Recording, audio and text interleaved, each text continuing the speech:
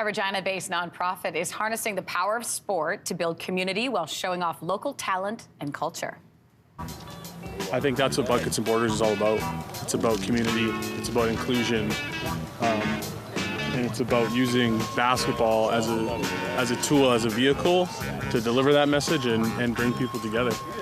So awesome. So Buckets and Borders has already transformed several basketball courts in their hometown, but now it has its sights set on hard courts across Canada. With us this morning is the founder, Justin Lee. Justin, great to meet you this morning. Good morning to you.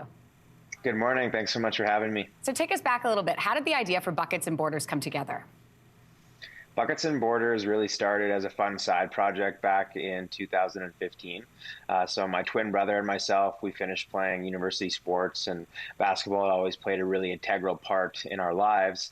So we set out on a journey. At the time, we didn't have a name for the project, and the objective was simple, and it was just to play basketball in as many courts around the world as we could. And throughout the duration of the last kind of 5 to 7 years, we played basketball in countries in over 40 different countries around the world now.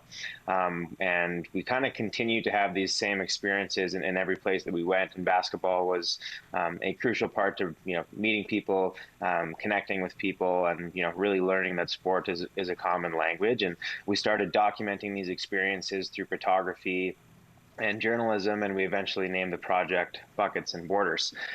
Since then, we decided to kind of come home, and we had a really strong group of friends and supporters who supported Buckets and Borders, and we decided to transition it into a nonprofit organization with the objective and the mandate of improving communities and bringing people together through basketball. And it's really amazing. Great name of the organization, by the way. You've made your mark on 4 courts in Regina so far, including, I want to show everybody this one.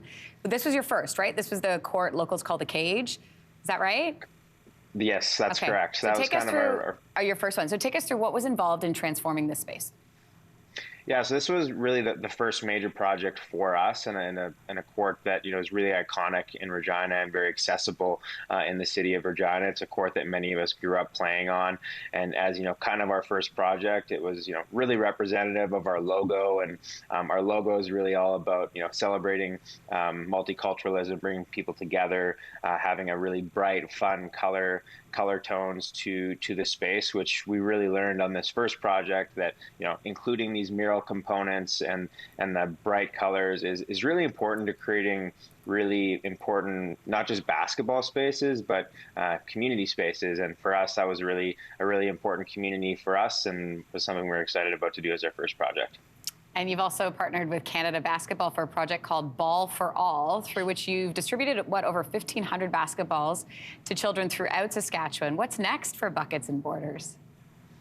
Buckets and Borders is very ambitious, and we have a goal to do 20 courts by 2025. So we are looking very forward to continue our growth, not only in Saskatchewan, but outside of Saskatchewan.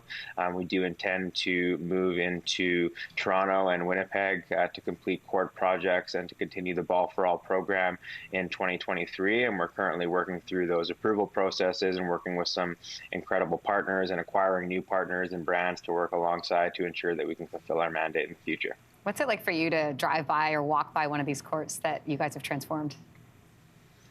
It's really incredible to see these courts come to life. And I think for us, they're really not just Buckets and Borders courts. They're really truly community courts. And for us, we really pride ourselves in working closely with every community to ensure that not only the court and the narrative and the storytelling behind the courts are representative of those communities, but also the art piece. And we think that that's really created a lot of ownership for these communities. And, there is, every night we walk by these courts, there's, anywhere between 50 to 70 people playing on them, which I think was ultimately the goal.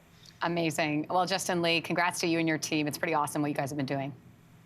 Thank you so much. We look forward to continuing to make an impact through basketball. Hey, thanks for watching. If you liked this, be sure to subscribe here, or you can check out more Your Morning videos right here.